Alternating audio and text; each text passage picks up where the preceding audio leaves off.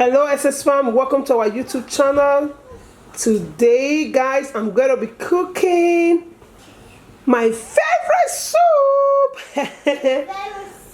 And my favorite soup is okra and ogbono.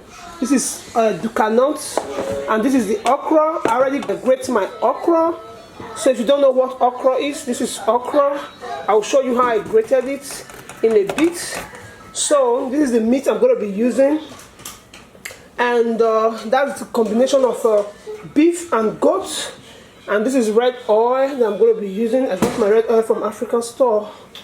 Salt, dry pepper already blended. This is stock cube I'm going to be using, and this is soy sauce. And as we progress, I'll show you the rest of the ingredients.